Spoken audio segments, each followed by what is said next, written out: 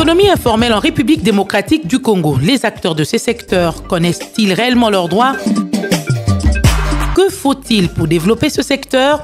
Existe-t-il des structures pour sensibiliser et encadrer les travailleurs de ce secteur? Le débat au féminin en parle avec Brigitte Girardi, secrétaire générale en charge du département des femmes travailleuses à la Confédération syndicale du Congo. Le débat au féminin, c'est tous les samedis après le journal de 13h et en rediffusion le dimanche après le journal de 19h. Contactez-nous au 09 97 90 93 22. C'est toujours un réel plaisir pour nous de vous savoir nombreux à l'écoute de ce magazine de la femme sur Top Congo FM, le débat au féminin. Merci à vous de choisir cette émission et merci de rester branché au programme de Top Congo FM. Nous nous retrouvons pour un autre numéro du débat au féminin et aujourd'hui nous allons parler du monde du travail avec Madame Brigitte Girardi, elle est secrétaire générale en charge du département des femmes travailleuses à la CSC. Avec elle nous allons tourner autour de ce grand sujet qu'est le monde du travail. Nous allons plus nous appesantir sur l'économie informelle. Bienvenue madame et nous sommes heureuses de vous recevoir dans ce studio. Merci beaucoup. Alors, la CSC, vous évoluez dans quel secteur? Quelles sont vos actions que vous menez déjà sur le terrain en quelques mots? Merci beaucoup. Vous m'avez déjà présenté.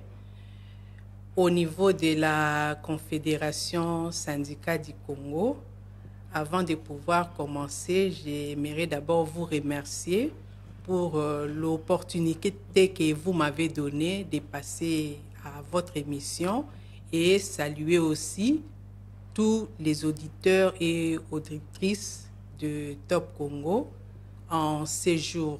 Alors, la Confédération syndicale du Congo, c'est une organisation syndicale interprofessionnelle. Nous sommes dans plusieurs secteurs d'activité. Nous sommes au niveau de l'administration publique, nous sommes au niveau des entreprises publiques, privées, établissements de toute nature. Nous sommes aussi au niveau du secteur informel. Et le secteur informel, nous disons que c'est l'avenir de notre organisation parce que au regard des emplois qui existaient dans les temps, aujourd'hui, la plupart de nos camarades se retrouvent au niveau de l'économie informelle avec des pertes des emplois, des crises multiformes que nous avons eu à traverser depuis plusieurs décennies et ajouter à cela le problème de la pandémie à Covid. Aujourd'hui, beaucoup de travailleurs et travailleuses se trouvent au niveau du secteur informel qui occupe à plus de 90%. Et les femmes sont à plus de 60%.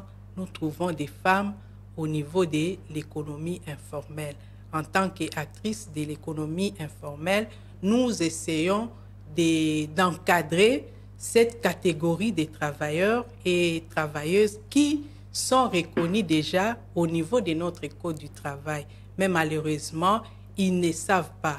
Aujourd'hui, avec des réformes qu'il y a eu au niveau des sécurités sociales, ce sont des travailleurs à part entière. Mais malheureusement, lorsqu'ils se présentent, lorsqu'ils font leurs activités, ils se considèrent comme si ils ne sont pas des travailleurs. Alors, c'est là le problème. Voilà. Qui sont dans l'économie informelle, finalement? Parce qu'ils peuvent être dans l'économie informelle sans pour autant savoir qu'ils sont dans l'économie informelle. À la CC, nous disons chaque formel a son informel. Je veux dire, quand vous êtes au niveau du secteur des banques, son informel, ce sont tous ces cambistes que nous voyons là. Et ils évoluent dans le secteur informel, ils se réveillent les matins, ils vont au travail, leur travail c'est échanger la monnaie. Quand vous allez dans le secteur de l'alimentation et services, nous avons des grandes des restaurants, des hôtelleries et tout ça. Mais quand vous allez au niveau de l'économie informelle, vous avez des mamans maléwa. Et sont dans ces secteurs-là de l'économie informelle, dans des restaurants, des Aujourd'hui, il n'y a pas que les mamans maléo, il y a aussi les papas. Oui, hein. il y a aussi des papas maléo. Quand vous allez dans les secteurs du pétrole, énergie, chimie, nous avons aussi les Kadhafi, par exemple. Les Kadhafi, ils évoluent dans ces secteurs. Et les vendeurs de tous les produits chimiques que nous avons. Ils sont dans les secteurs de pétrole. Alors, quand vous allez dans les secteurs de transport et communication, vous allez voir les Wewa, les Tolekistes, les pagailleurs. Quand vous allez, par exemple, dans les Bandundu, Chopo. vous allez dans les Chopo, vous allez dans les bassins Koussou, Mbandaka, tous ces bateaux-là qui existaient, les ITB Kokolo et tout, ça n'existait plus. Et dans la province comme la province de l'Équateur, Grand Équateur, je peux dire, pour avoir été là, ils ont au moins 7 axes. Dans les 7 axes-là, il faut seulement emprunter, passer par l'eau. Et les bateaux-là, d'antan, ça n'existait plus. Mais ces gens-là doivent se déplacer, doivent chercher à manger et ils utilisent toujours ces moyens de transport informels. Les bateaux de fortune, c'est comme ça qu'il y a tous ces problèmes qu'il y a dans ces secteurs-là d'activité. Donc, les tenanciers des cabines, ceux qui vendent les crédits, tout cela, ils sont dans les secteurs des télécommunications. Mais est-ce qu'ils savent qu'ils sont dans l'informel? Est-ce qu'ils savent qu'ils sont dans l'économie informelle et qu'ils ont également des droits? Malheureusement, c'est la sensibilisation. Ils ne connaissent pas des lois qui existent, ils ne connaissent pas aussi leurs droits et puis ils sont confrontés aux problèmes multiples, notamment des tracasseries. Et nous, en tant qu'acteurs et actrices de l'économie informelle, en tant qu'encadreurs de travailleurs, nous sommes là pour les accompagner, les organiser, les mobiliser, les syndiquer. Parce que même ceux qui sont dans les services comme les salons de coiffure, ils sont confrontés, par exemple, au problème des taxes. Quelqu'un termine ses études, il ne sait pas aller présenter un diplôme pour l'emploi. Parfois, ça pose problème. Son intelligence-là, il commence à faire son salon de coiffure. 2 jours après, il y a les services des DGI qui viennent là. Mais malheureusement, ils n'expliquent pas. On demande parfois, donnez-moi votre taxe d'exploitation, alors que cette personne-là qui ouvre son salon de coiffure n'a pas le permis d'exploitation. Elle a peut-être besoin d'une patente et c'est la commune qui doit montrer l'autorisation, par exemple, de l'ouverture des salons de coiffure pour qu'elle soit identifiée. Mais malheureusement, même ces gens-là, parfois, ne montrent pas. Parfois, ils payent des taxes auxquelles ils ne pouvaient pas payer.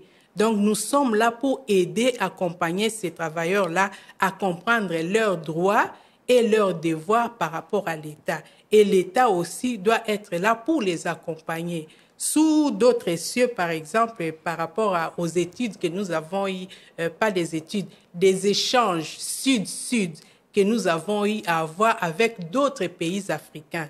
Vous allez voir des femmes particulièrement qui sont vraiment nombreuses dans l'économie informelle. Elles vendent parfois, elles ont cette culture-là d'économiser, de mettre un peu d'argent dans la banque. Mais ici, chez nous, cette culture-là n'est pas tellement développée. Ces gens-là, ils sont beaucoup plus accrochés aux gens qu'on appelle communément au marché bois qui s'accarte. Ce sont ces gens-là qui sont là. Les bois qui s'accardent, c'est aussi une sorte de banque à l'informel? Oui, c'est l'informel. Les bois qui s'accardent, c'est les caisses d'épargne informelles. Ils viennent malheureusement auprès de ces femmes-là qui n'ont pas cette culture-là de bancariser leurs recettes. Ils n'ont pas seulement cette culture-là. Mais avec ces phénomènes-là, bois qui s'accardent, avec les phénomènes bois qui s'accardent, ce sont ces gens-là qui viennent auprès de ces femmes-là. Ce sont des gens de confiance, ils évoluent ensemble et ces femmes-là aussi souvent c'est peut-être dans une pharmacie, c'est dans une boutique. Voilà, ils sont parfois ambulants, ils ont parfois leur boutique, mais malheureusement ça se termine toujours mal. Vous allez entendre, non, la boutique était brûlée et le monsieur, on l'a volé et l'argent part comme ça. C'est comme ça que nous, par exemple, à la CC, nous les sensibilisons à avoir d'abord cette culture-là de solidarité, de mutualiser les efforts. Et après avoir mutualisé les efforts, nous avons aussi notre coopérative d'épargne et de crédit qu'on appelle coopérative Lisanga. Donc, c'est lorsque nous organisons cette catégorie de travailleurs-là, ils choisissent leur comité de base. Parce que pour rentrer un peu en arrière, avant de faire cet échange sud-sud pour comprendre un peu c'était quoi l'économie informelle, on travaillait nous aussi vaille que vaille. On mélangeait tout le monde ensemble. Mais après avoir eu ces échanges-là sud-sud avec nos camarades de Lomé, au Togo, et ceux du Sénégal, nous avons eu aussi une nouvelle expérience. Nous avons échangé des bonnes pratiques et nous avons maintenant commencé à syndicaliser par secteur d'activité. Donc, vous ne pouvez pas prendre un cambiste, vous les mettez président des mamans vendeuses de légumes et non pas des mêmes réalités. Chaque catégorie, chaque secteur d'activité a ses problèmes spécifiques. Là, vous évoluez comment? Voilà. C'est selon les communes, c'est selon les provinces, vous le faites comment? Est-ce que toutes ces personnes-là sont identifiées et vous savez les localiser tous? Tout à fait. Ici, par exemple, nous sommes représentés au niveau de marché. Nous sommes représentés au niveau de marché Liberté. Nous sommes au niveau des marchés Zigida. Nous sommes au niveau des marchés de l'UPN. Nous encadrons aussi les artisans qui sont au niveau des Delvaux. Nous les affilions au niveau de notre organisation. Nous les accompagnons lorsqu'ils ont des difficultés. Par exemple, nous avons des avocats que nous pouvons mettre à leur disposition. Nous encadrons les motards. D'ailleurs, dernièrement, les motards venaient d'avoir la formation sur la conduite, le respect des codes de la route. C'est un casse-tête, les motards. Oui, tous où vous avez pris des têtes d'affiche. Nos membres, ils sont tellement nombreux et nous allons aller commune par commune. On n'a pas terminé parce que avec le secteur informel, c'est un grand travail. C'est vraiment un grand travail. Les mettre ensemble, leur aider, leur accompagner pour qu'ils participent aussi aux négociations. Par exemple, pour ceux qui sont au niveau des marchés, lorsqu'il y a, par exemple, on veut, par exemple, augmenter une taxe par rapport à la salubrité. Il faut que ces gens-là participent à ces réunions-là parce que la question de salubrité les concerne aussi. Parce qu'en quittant leur maison, ils peuvent attraper des maladies sur leur lieu de travail qui est les marchés, là où ils évoluent, là où ils passent la plupart de leur temps sur leur lieu de travail. Donc, c'est vraiment important que ces gens-là participent. Ce n'est pas comme parfois on fait des salongos. Au lieu quand on demande de l'argent qu'ils contribuent, ils contribuent, mais malheureusement, on ne soigne pas l'environnement de travail, mais on demande seulement l'argent. Mais avec nous, quand nous les accompagnons, nous voulons assez qu'ils participent aux décisions qui se prennent au niveau du marché en tant que partenaires sociaux. Est-ce que je vous ai posé la question de savoir si ces personnes-là sont toutes identifiées et aussi est-ce que avec le ministère du Travail, vous avez des échanges sur l'encadrement même de ces personnes ou est-ce qu'il y a au niveau du ministère du Travail une direction ou un service qui s'occupe du travail informel? En réalité, les législateurs ont déjà tranché les problèmes. Au niveau de notre Code du travail, depuis déjà 2002, le Code du travail a élargi son champ d'application, même sur les travailleurs indépendants. Quelqu'un qui termine ses études ouvre son cabine publique pour que les gens viennent acheter des unités ou quoi. C'est déjà un travailleur indépendant. Il peut être en même temps étudiant et il travaille. Vous voyez? Faut-il encore qu'ils se considèrent comme travailleurs? Parce que la plupart disent Nazana Moussalate, mais il tient sa cabine, Nazana Moussalate, il a son petit restaurant, Nazana Moussalate, il vend au coin de l'avenue. Malheureusement, c'est le travail que les ministères doivent faire. Parce qu'il faut vraiment qu'il y ait un cadre de concertation pour cette catégorie des travailleurs. On peut dire, madame, sans vous couper la parole, oui, que même aujourd'hui, cette vendeuse de pain est protégée par le Code du travail.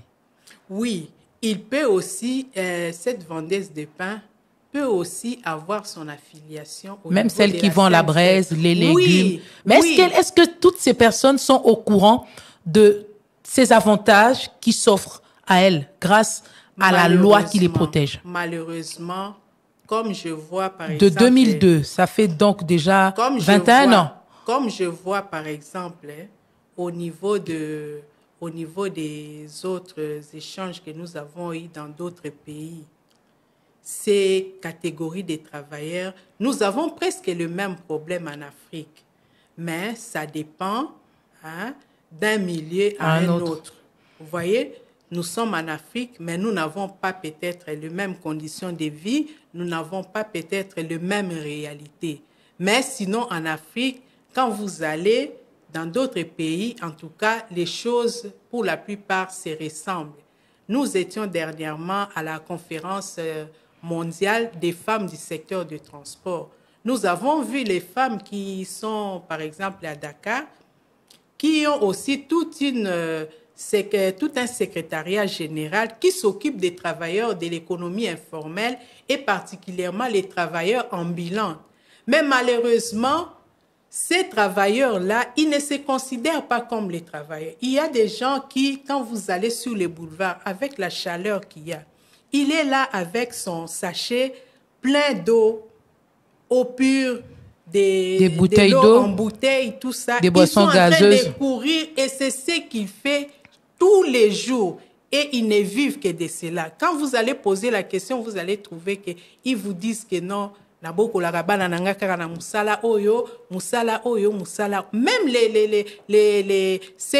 manicures que nous avons, voilà, ce qu'on appelle communément les banavernis. Voyez, ce qu'on appelle. Donc, ils déclarent eux-mêmes que les cireurs, les cordonniers ambulants. Voilà, le problème c'est l'organisation. Il faut vraiment que l'État puisse nous subventionner, nous donner les moyens parce que l'économie informelle demande vraiment de l'énergie. Les maraîchers sont également dedans? Oui, parce que ce sont les gens qui payent des taxes, mais ils sont confrontés à des réalités très difficiles. Mais est-ce que les manicures qui font le porte-à-porte paient également des taxes? Oui, ils ne payent pas peut-être les taxes, mais ceux qui sont au marché, dans les temps quand on allait pour l'encadrement de ceux qui étaient au marché là, lorsque les gens des taxes passaient, ils prélevaient auprès de ces gens-là parce qu'il est en train de faire son travail dans l'espace du marché. Alors, qu'est-ce qui constitue aujourd'hui le blocage pour que ces personnes-là accèdent à l'information et reconnaissent,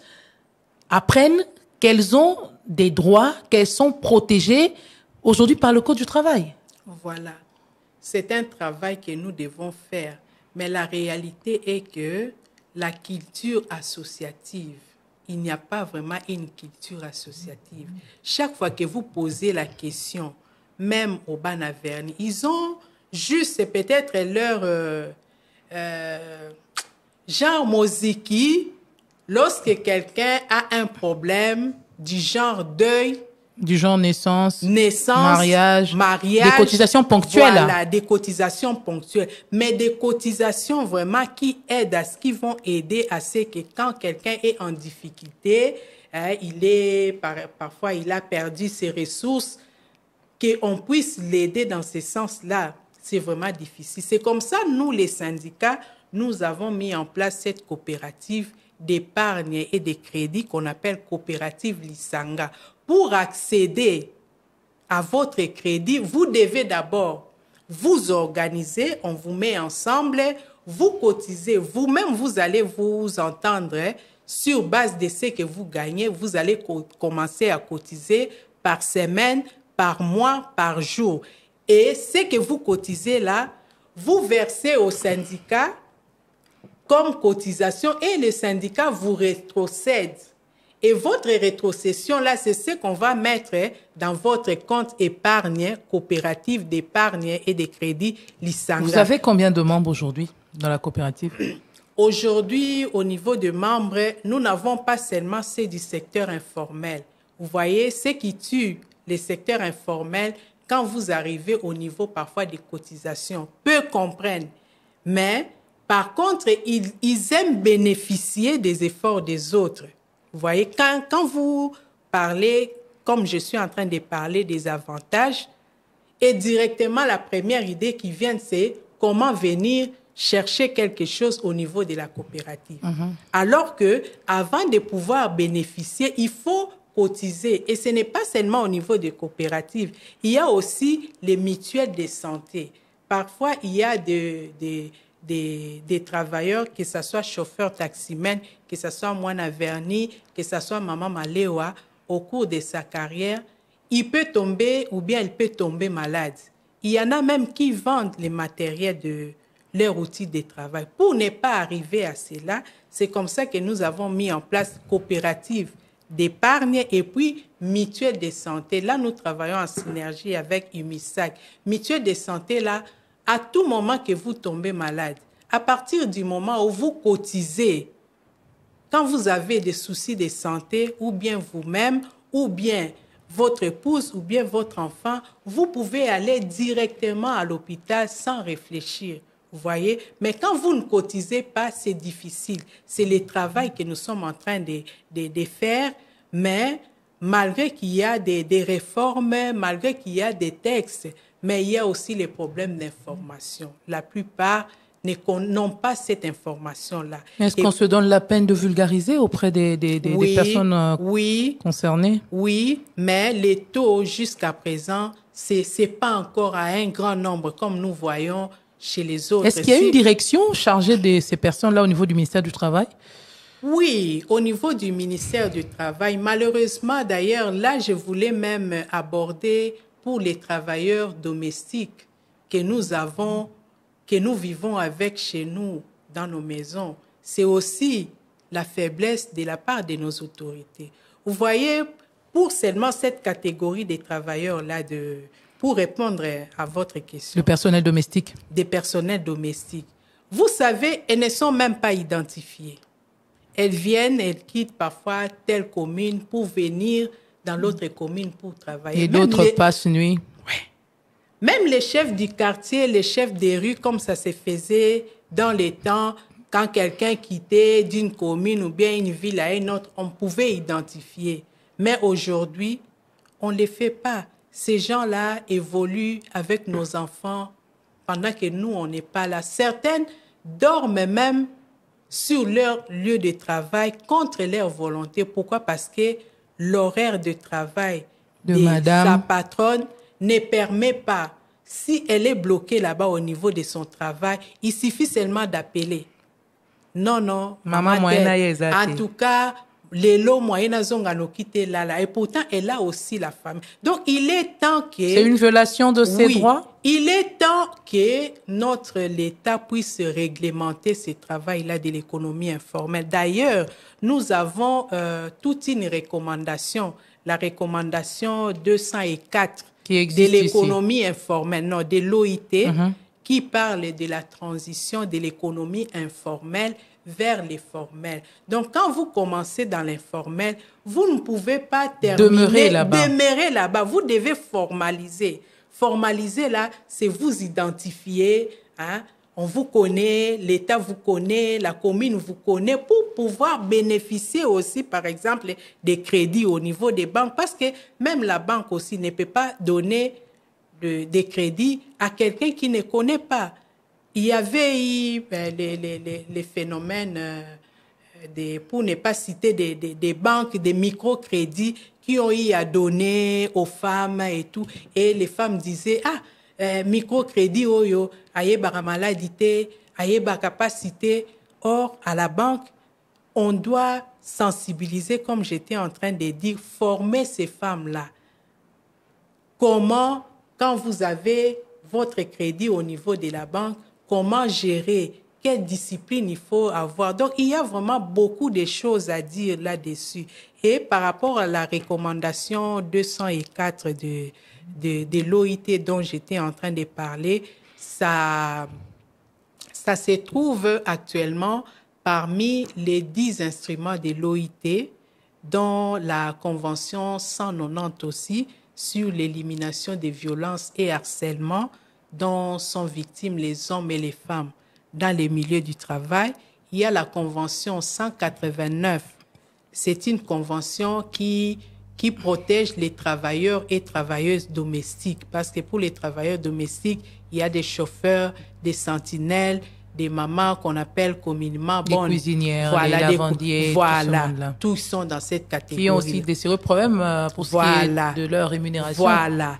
Alors, si on réglemente, si on formalise cela, même au niveau de la commune, on sait déjà que telle personne travaille dans telle maison. Mais si on réglemente, beaucoup arrêteront de prendre les femmes de ménage. Ce sont des personnes à part entière, ce sont des travailleurs à part entière. Elles ont aussi des vies, elles ont aussi droit à leur congé. Vous voyez, aujourd'hui, nous étions en train de discuter. Avant, les parents, nos parents, quoi, pouvaient avoir leur congé, vous vous déplacez ensemble avec famille, vous pouvez même changer les milieux. Mais les travailleurs domestiques, quand est-ce qu'ils se reposent? Quand est-ce qu'ils commencent le travail? Même pour ceux qui passent la nuit sur leur lieu de travail. Parfois, elle est en train de dormir, on la réveille. C'est une violation. Il faut vraiment que l'État puisse réglementer. Donc, mais comment on viendra suivre dans les maisons de chacun? Non. Il suffit de faire la... Parce qu'elles ne sont même pas informées. La plupart d'entre elles, quand elles sont là en train de travailler, parfois elles terminent vers 19 h. Ça dépend de l'heure à laquelle... Elles quittent? Non, ça dépend de l'heure à laquelle on la libère ou que les patrons reviennent à la maison. Si le patron n'est pas encore là, elle est aussi là. Donc, ce sont des personnes qui nous aident beaucoup, surtout nous, les femmes travailleuses. Et c'est comme ça que nous défendons cette cause-là, parce que cette cause-là, pour que la convention-là puisse être ratifiée dans notre pays, pour que ces catégories de travailleurs aussi, de l'économie informelle dans l'ensemble aussi, et en particulier les travailleurs domestiques, puissent voir aussi clair, parce que eux aussi, ce sont des parents. Aujourd'hui, il y a des phénomènes Koulouna, il y a des phénomènes de violence partout. Si au moins l'État réglementait, pendant la période de la pandémie ici, malgré les horaires de travail qu'on avait, lorsque la maladie là s'est imposée, qui était parti au travail? Tout le monde avait eu au moins le temps de voir ce qui s'est passé réellement autour. Dans sa maison. La loi est là, la loi est claire. Il faut seulement qu'on puisse respecter la loi. Aujourd'hui, beaucoup de gens ne vont pas en congé. Chaque année, en principe, vous devez prendre votre congé annuel. C'est très important pour la santé. C'est très important pour l'équilibre. Mais malheureusement, aujourd'hui, avec des stress, on est toujours en train de courir. Tout le monde est en train de courir. Mais des conventions existent qui protègent même les temps de repos. Combien de fois on a les temps de repos? À plus forte raison au niveau de l'économie informelle. Ils ne sont pas protégés, ils sont vraiment à la merci. Ils ne sont pas sécurisés sur leur lieu de travail. Combien de fois on a eu, dernièrement, il y a eu l'accident à des câbles au niveau de Matadi-Kibala. Il y a eu naufrage également de 2 embarcations. Voilà. Plusieurs d'ailleurs, naufrages enregistrés. Donc, comme on dit, les ventres affamés n'ont point d'oreille. Quand vous allez, même s'il y a des gens qui sont morts la nuit, l'information passe qu'il y a des gens qui sont morts la nuit. Mais le matin, vous allez voir d'autres personnes embarquées dans les mêmes conditions. Mais madame, je suis tentée de vous poser la question de savoir quand il y a ce genre d'accident, par exemple le naufrage, des gens qui perdent leur vie, cette catastrophe qu'on a connue à Matadi-Kibala, qui perd, qui indemnise? C'est comme ça que l'État, notre gouvernement doit être fort de ces côtés-là. Il doit prendre quand même des mesures pour sauver des gens. Parce que ces gens-là qui sont en train d'embarquer dans ces souvent, ils sont dans l'informel. Ils sont de l'informel. Et ça se passe devant les services de l'État. Ils voient déjà que ces bateaux ici est en surcharge. C'est à eux de dire. C'est là que nous condamnons l'État. Il ne fait pas vraiment bien son travail dans ces domaines-là. C'est vrai, l'économie informelle, mais quand les gens qui sont affectés à faire les contrôles dans ces domaines-là ne font pas correctement leur travail. Vous voyez, je vois encore une famille qui cotise pour payer les études et les transports de leurs enfants pour venir quitter, par exemple, le bassin Koussou et aller étudier à Mbandaka et décéder dans des conditions comme ça. Vous voyez quelle perte pour la famille, quelle perte pour la communauté. Il faut vraiment que l'État puisse prendre des mesures. Parce que surtout au niveau de nos provinces là-bas, les coins les plus reculés où règne l'insécurité, c'est l'économie informelle qui gagne du terrain. Donc il faut que l'État actuellement puisse mettre en place les cadres de concertation. Bien que nous avons au niveau de l'administration publique l'intersyndicale qui traite avec les gouvernements. Nous avons aussi, du côté des entreprises publiques, privées et établissements de toute nature, nous avons aussi les conseils nationaux qui siègent pour parler des problèmes des travailleurs. Moi, je pense qu'il est temps aussi pour qu'on puisse créer un cadre de concertation pour les acteurs de l'économie informelle, dans lesquels on va mettre ensemble la tripartite, les employeurs, les gouvernements, les employeurs, ça veut dire pour les secteurs de transport, tous ces responsables des associations. Des associations. Mais là où il n'y a pas d'association, qu'est-ce qu'on va faire? On va organiser des élections. On va organiser des élections. Les syndicats, nous sommes là pour ça, pour organiser ces travailleurs-là, pour qu'ils puissent voir clair. Sinon, on va continuer à pleurer des morts pour des choses qu'on pouvait éviter. Je prends les cas Matadi Kibala. C'est vrai, on va dire qu'on était en train de leur dire. Ils n'ont pas écouté. Mais nous, on revient toujours sur la question de ventre affamé n'a point d'oreille pendant la COVID. Combien de fois on a interdit des gens, non, restez, il faut vous confiner. Combien de gens se sont confinés? Parce que nous sommes dans un pays où si vous ne sortez pas, vous ne pouvez pas manger. Mais il faut réglementer, il faut encadrer parce que ces gens-là, ils payent des taxes. Quand bien même ils évoluent dans ces secteurs-là informels, ils payent des taxes, ils contribuent à l'économie de notre pays. Madame, je m'en vais vous poser la question de savoir, depuis que ces personnes-là sont reconnues dans le Code du travail, quels sont les avantages que leur octroie ce Code du travail? Les avantages sont là. Mais c'est à eux, par exemple. Je donne, par exemple, l'exemple pour la Caisse nationale de sécurité sociale aussi. CNSS, qui entre aussi en ligne de compte. Vous voyez, aujourd'hui, si les travailleurs, ils sont bien organisés, ils peuvent aussi s'affilier à la CNSS. Et souscrire. Oui. Mais est-ce qu'ils sont au courant de ça? C'est ça. C'est le travail que nous devons faire ensemble avec la CNSS. D'ailleurs, dans les cadres des réformes. Si je vous comprends, donc maman mapa, sangani na association na bango, kei na CNSS, bandi pe ko cotiser. Voilà. Tango pe ba otika pe musala, CNSS bandi ofuta bango. Tout à fait. Est-ce que les gens savent ça? Ils ne savent pas. La plupart des temps, c'est la question de l'information. L'information qui ne communique pas finalement. Vous voyez? L'information ne passe pas. Et puis cette culture-là, on doit inculquer cette culture-là. La culture associative, la culture de prévention, tout ça, ça entre dans les cadres de prévention. Vous voyez, ce n'est pas seulement, disons, ce n'est pas seulement... Parce que quand ils vont s'affilier à la CNSS, ils vont choisir des branches. Il y a la branche maladie professionnelle, accident du travail.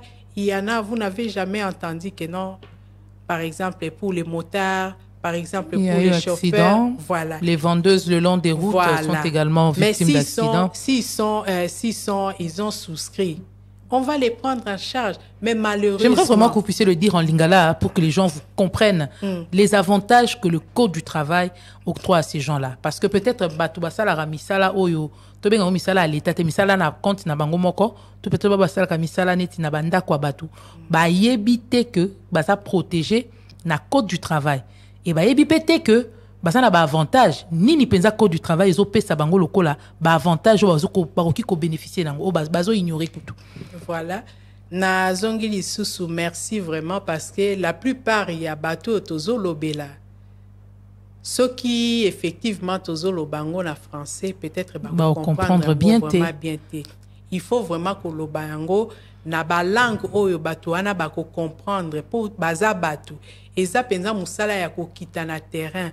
Parce que mutu oyo abimi na ndako na ye tozwi exemple ya mama oyo asalaka na ndako ya mutu ba employé de maison wana tangu ya zolongwa na ndako na ye soki 4 heures wana soki 5 heures wana est-ce que yo za sûr que peut-être moi ndambu soki na mutu kamati batia information nde ya koyoka po tangu abandi misala wana atata ya kolanda ta information bato wana bazalaka nango te.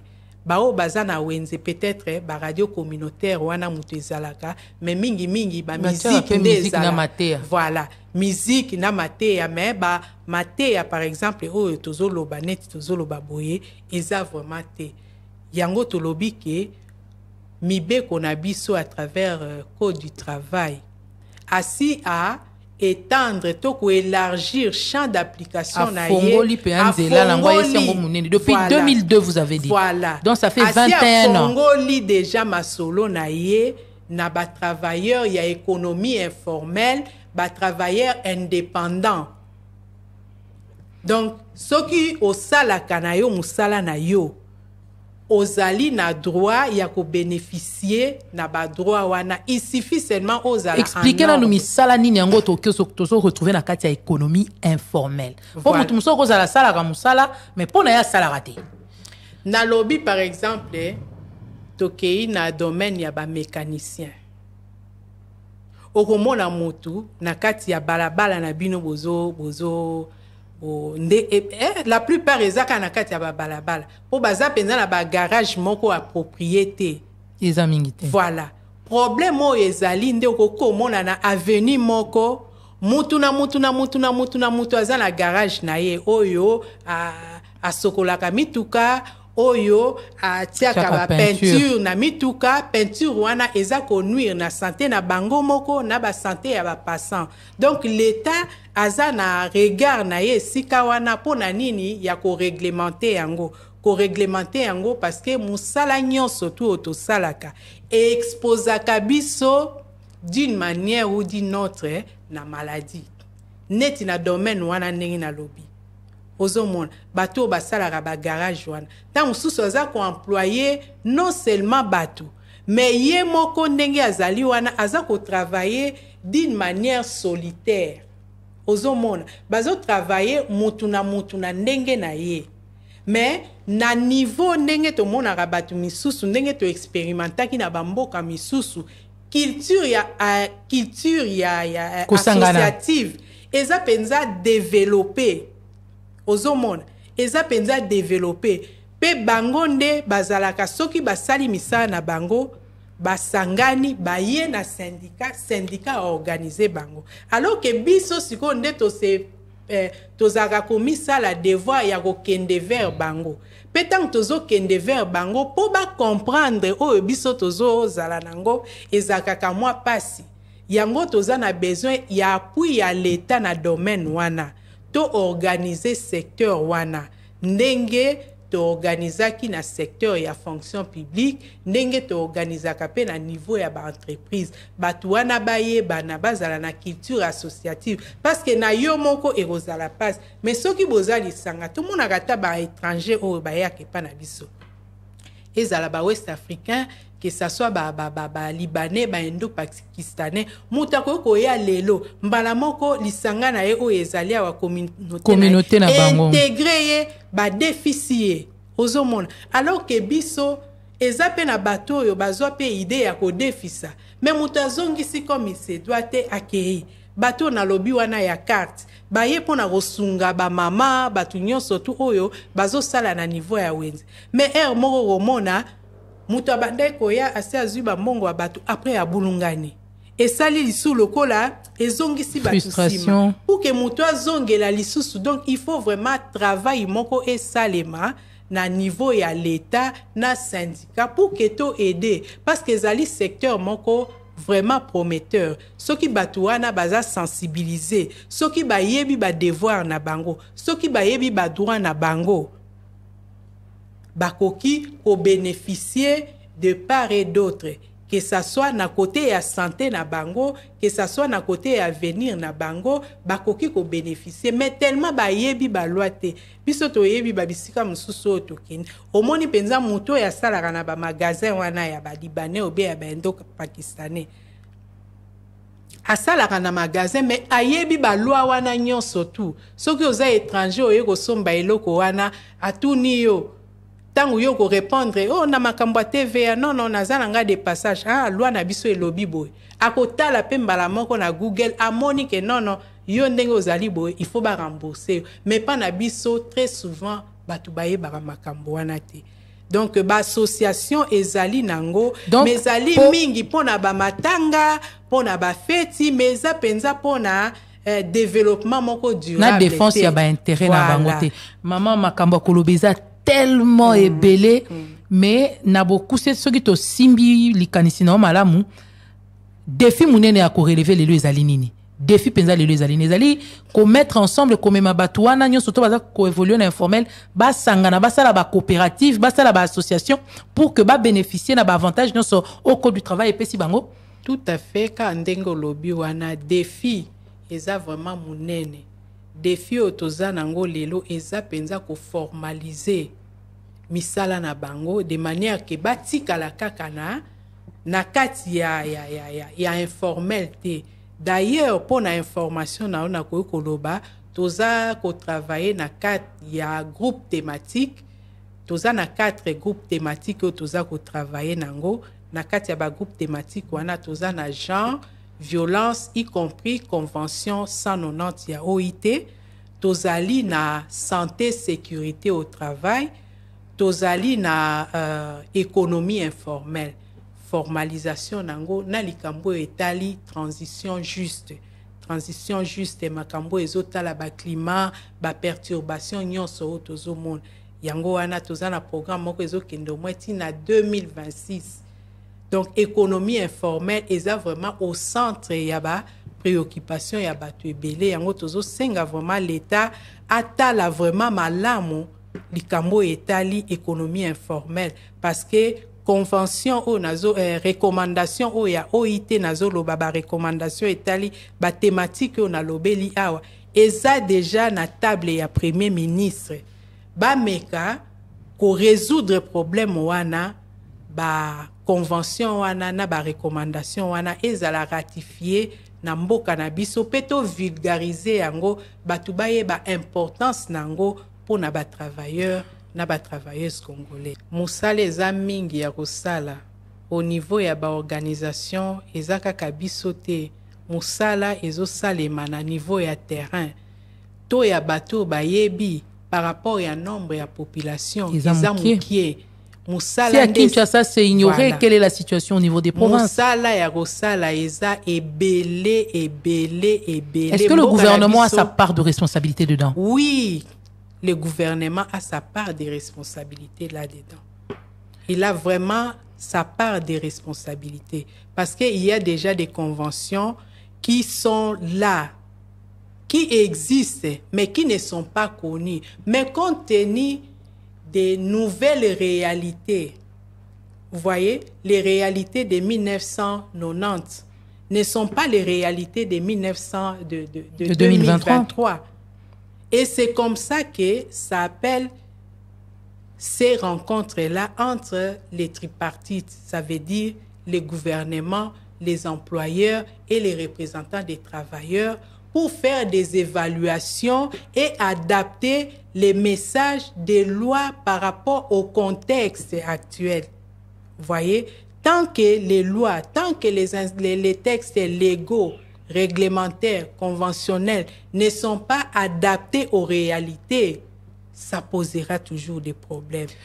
Votre conclusion, madame, en 1 minute, 2 minutes, quel message vous lancez à toutes ces personnes qui évoluent dans l'informel, qui ignorent peut-être qu'elles sont en train d'évoluer dans l'informel, qui ignorent qu'il y a une loi, que le Code du travail leur accorde quelques avantages? Qu'est-ce que vous direz à ces personnes? Je préfère que vous le fassiez en lingala. Message oyo nakopesa na ba ndeko na biso ba soko okiko tanga moi misala ngo po ba se reconnaître, hein. Ba mama malewa, ba mama cambiste, ba chailleur, ba na verni, bino nyonso ba oyo bosalaka misala ya ndenge na ndenge, ba mama ya mapa bisika nyonso bozali boza koyoka ngai. Bino moko d'ailleurs botatola kango ke misala na bino wana nde esimbaka bino, misala na bino wana nde esungaka bino. Donc bokoki ko négliger misala na bino te. Bosala kaka misala na bino wana ndenge bosalaka, parce que misala wana nde ezali ko contribuer, eza ko pesa ba taxe oyo l'État aza kozwa eza à travers ba misala o bino boza kosala. Et lokola bino boza kofuta ba taxe oyo eza ko contribuer na économie ya mboka na biso, l'État azali pe na devoir yako sécuriser bino par rapport ya misala o boza kosala. Na pesi exemple pour na bateau ba emprunta kanzela na secteur ya transport routier. Boza na droit banzela ezala na ba éclairage pour que éviter bino ba accident na ba insécurité. Donc l'État toza ko senga na ye pe na côté na ye a si apenza cadre ya négociation na ba travailleurs wana o bazali ko contribuer pour na économie ya mboka na niveau ya informel, bazala pe na liloba na ba décision, bazala ka te bato baza ko subir notamment na makambo etali ba tracasserie, bo pesi boete, bo pesi boete, voilà. Mais il faut que l'État a considéré pe bango a benga bango na table ya négociation, bango pe ba pesa likanisi na bango ndenge nini makambo ekoki kotambola pour que mutu na mutu a se retrouver na musala oye ya salaka. Merci beaucoup, Madame Brigitte Charadi. Je rappelle que vous êtes secrétaire générale du département des femmes travailleuses à la CSC. Avec vous, nous avons parlé de l'économie informelle et de ses défis. Ce qu'on peut retenir de tout ce que vous avez dit, c'est qu'il faut que tous ceux qui évoluent dans le secteur informel s'organisent. C'est en s'organisant qu'ils vont bénéficier des avantages qui sont prévus dans les lois du pays, voilà, et même au niveau au niveau international. Voilà. Merci à vous. Il y a tellement à dire dans ce secteur. Nous espérons vous retrouver peut-être dans un autre numéro pour aller encore un peu plus en profondeur. Ça a été un plaisir pour nous de vous avoir dans ce studio. Merci à Théophile Usakweno et Patrick Mungongo qui ont assuré la prise de vue, John Konde qui a assuré la prise de son, Isabelle Mengo qui nous a aidé dans la réalisation, Miguel Mena qui a tout coordonné. N'oubliez pas le rendez-vous, c'est tous les samedis après le journal de 13h et la rediffusion, c'est le dimanche après le journal de 19h. Ma Michel a été devant ce micro. Merci à vous de nous avoir écoutés et avoir suivis. Restez branchés au programme de Top Congo FM. Au revoir. Économie informelle en République démocratique du Congo. Les acteurs de ces secteurs connaissent-ils réellement leurs droits ? Que faut-il pour développer ce secteur? Existe-t-il des structures pour sensibiliser et encadrer les travailleurs de ce secteur? Le débat au féminin en parle avec Brigitte Chiradi, secrétaire générale en charge du département des femmes travailleuses à la Confédération syndicale du Congo. Le débat au féminin, c'est tous les samedis après le journal de 13h et en rediffusion le dimanche après le journal de 19h. Contactez-nous au 09 97 90 93 22.